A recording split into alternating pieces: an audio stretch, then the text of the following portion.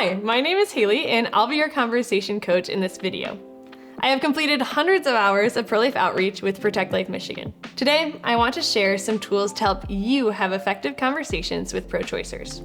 This video will give you the necessary tools to dive into conversations on abortion, but it isn't a full in-depth study of the pro-life position and philosophy. For that, you'll want to check out the resources linked in the description of this video. That being said, this training will give you a great foundation for these conversations. To communicate the pro-life position to people who disagree, we need to do a lot of showing, not telling.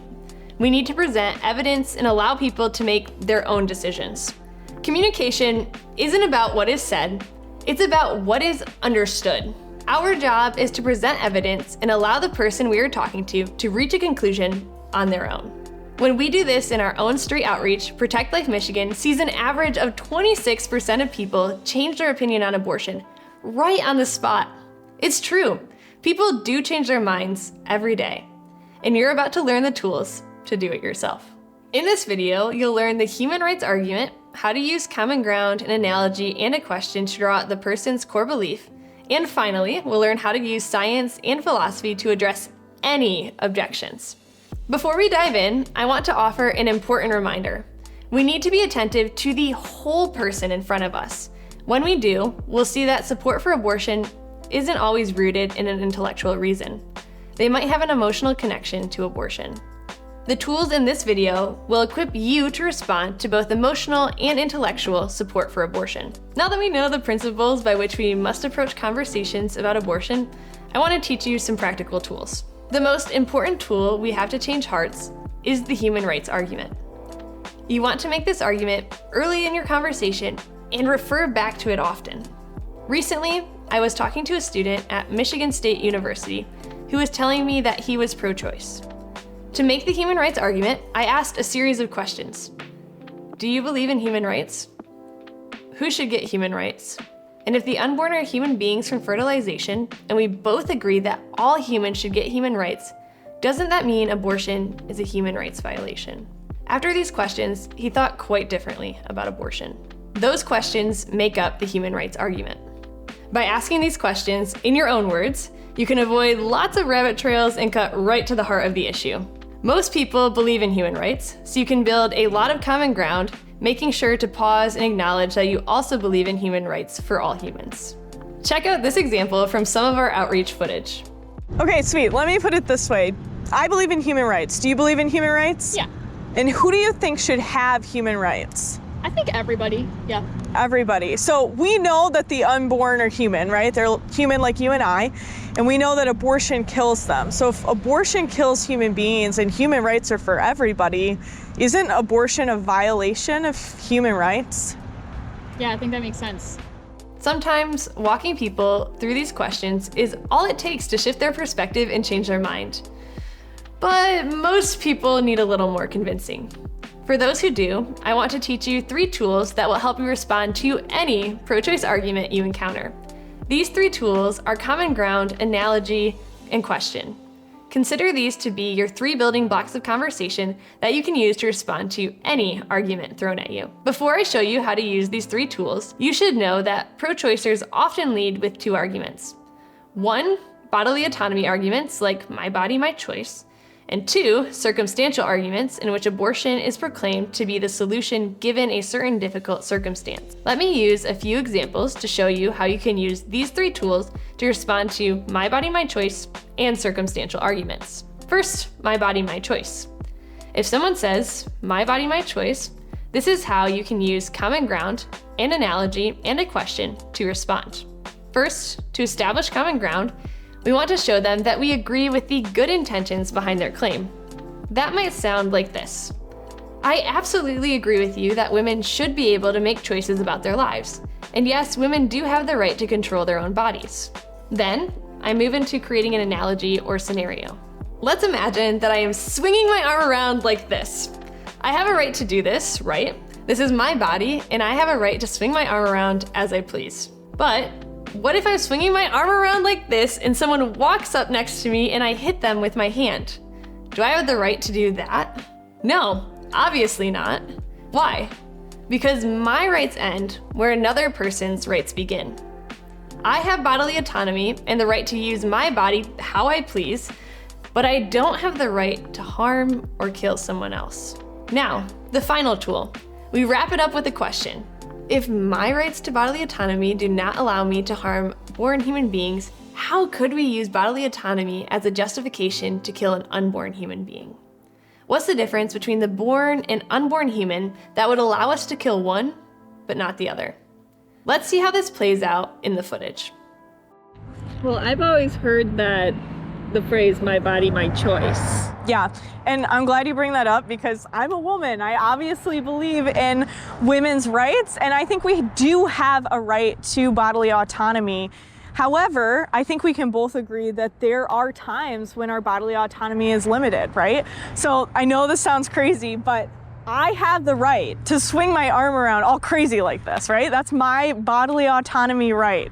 However, my right to swing my arm around all crazy ends if someone walks up next to me and my fist comes into contact with their face, right?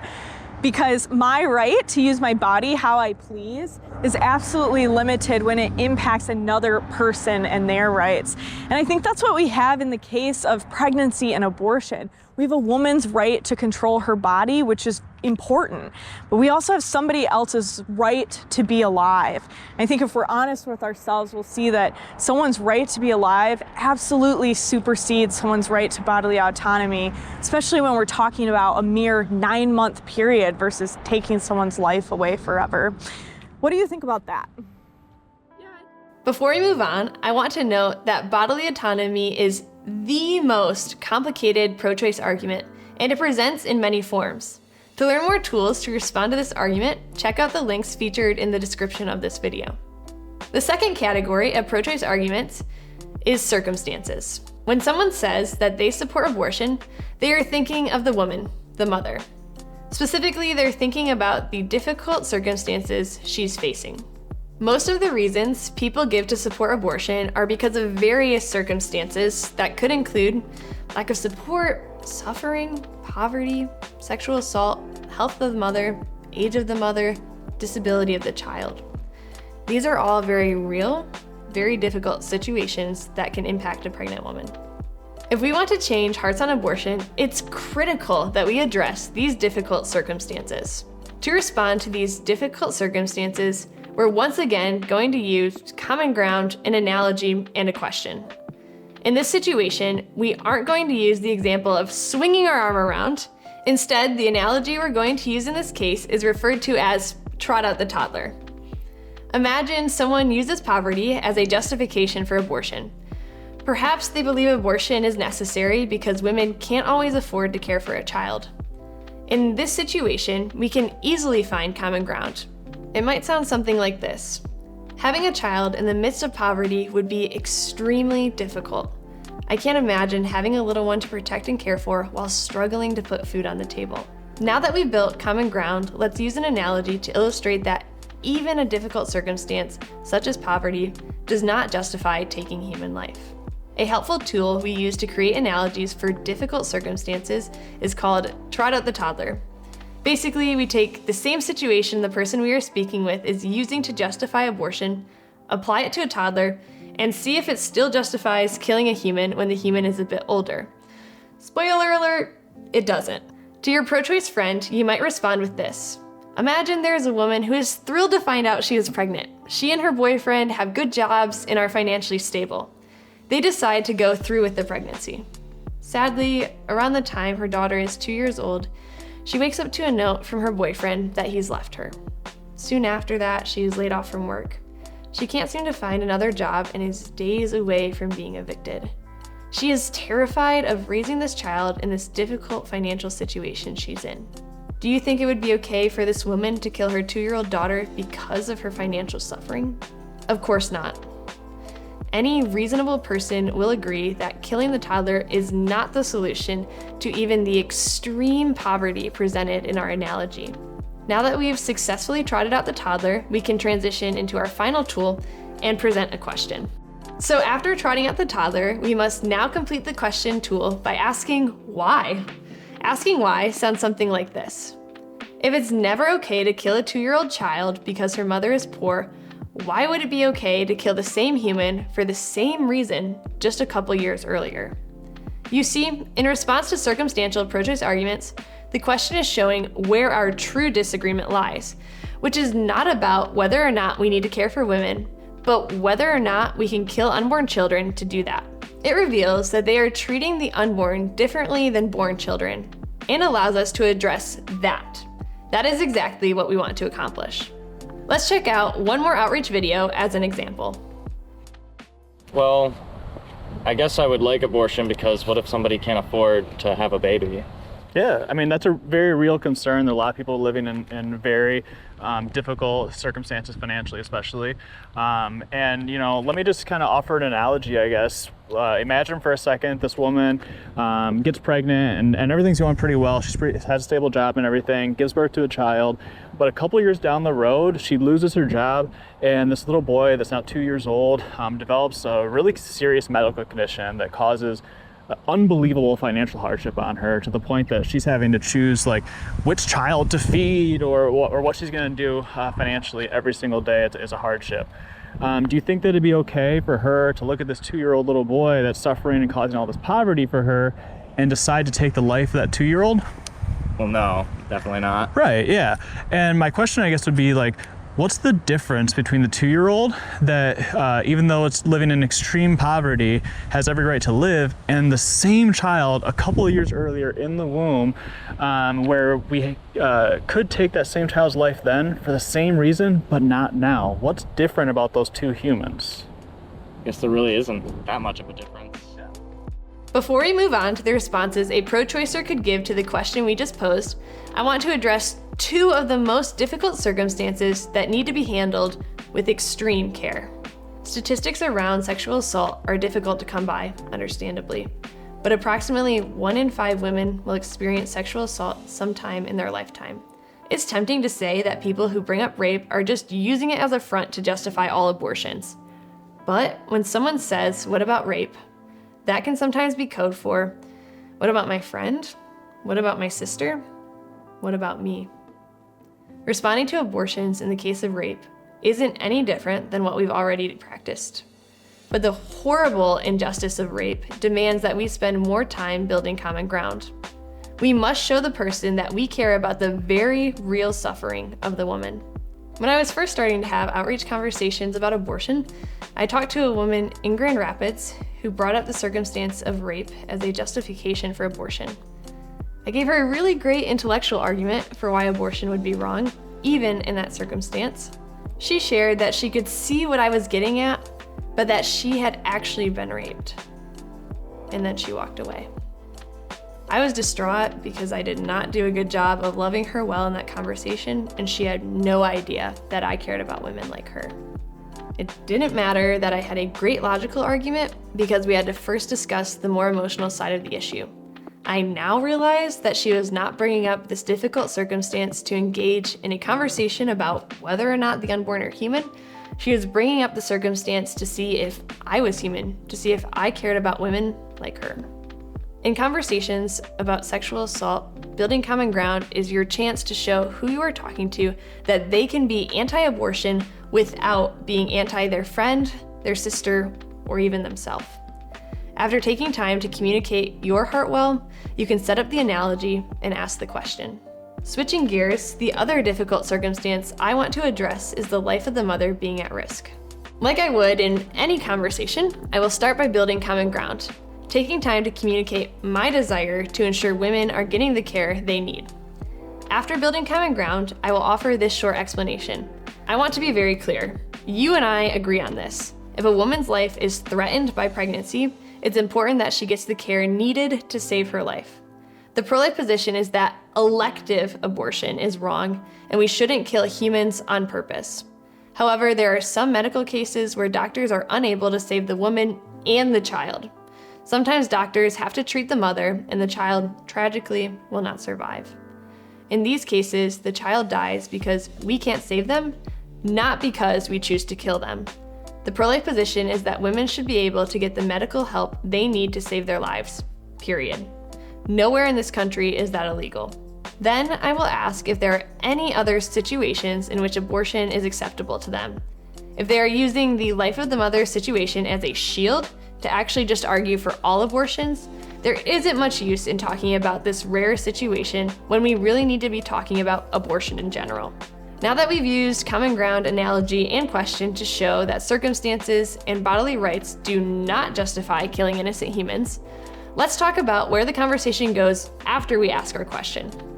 Remember, the analogy and question are intended to shift the focus of the conversation to the unborn. When you ask why we can kill the unborn but not the born, pro-choice people will give you one of two answers. Either A, because the unborn aren't human like the toddler, this is a scientific argument, or B, because there's some other difference between the two that makes the unborn somehow less valuable than the toddler, even though they're human. This is a philosophical argument. Let's address both of these responses.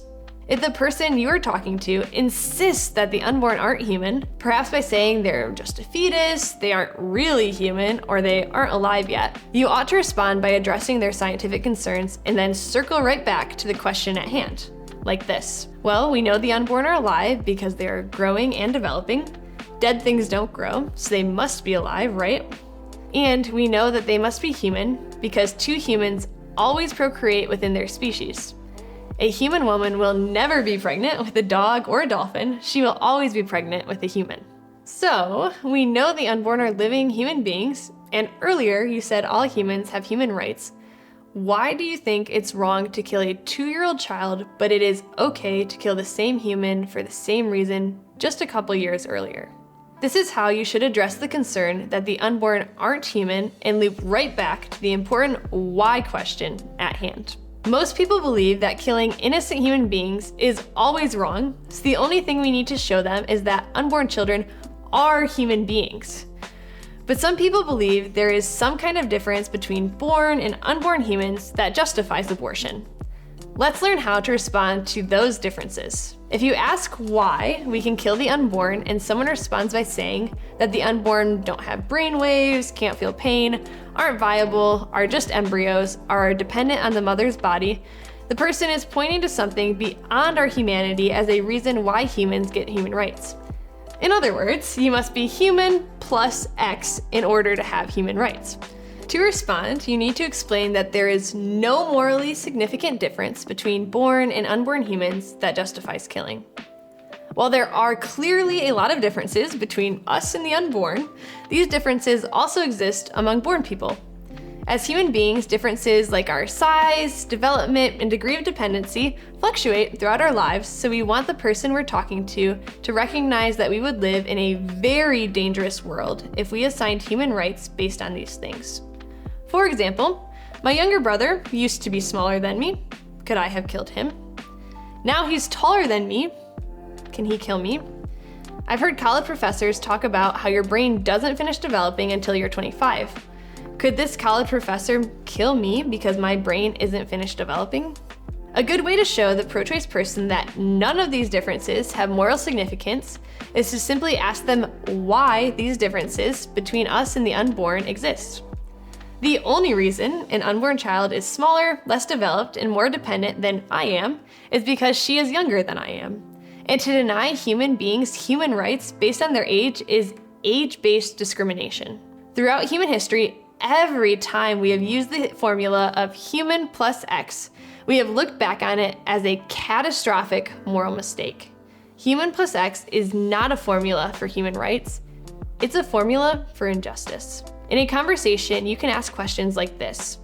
Think of a time in human history when we have said that in order to get human rights, you must be human plus something else. Is that something we want to repeat? The reality is, using our differences to justify killing is extremely dangerous.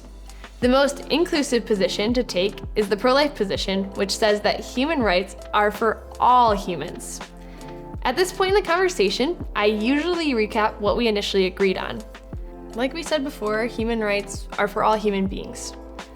I'm not saying that pregnancy is easy, it isn't. Women in unwanted pregnancies deserve all the support and resources in the world, and we have a responsibility to help them. But there is one thing we never do to help, and that's kill. Civilized societies don't solve problems by stripping others of their human rights.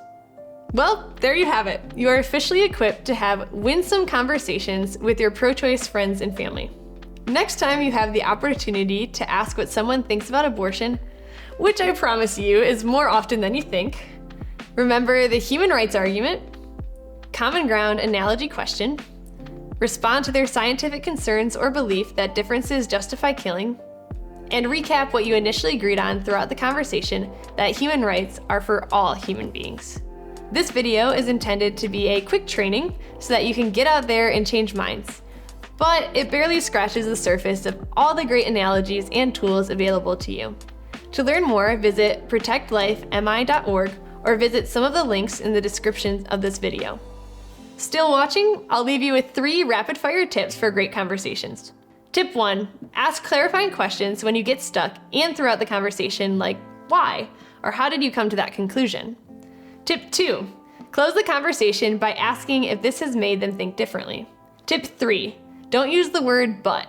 Saying I agree with you, but is one of the quickest ways to communicate to the person you are talking to that you didn't truly understand their concern, even if in reality you did. Well, what are you waiting for? Get out there and start changing hearts and minds.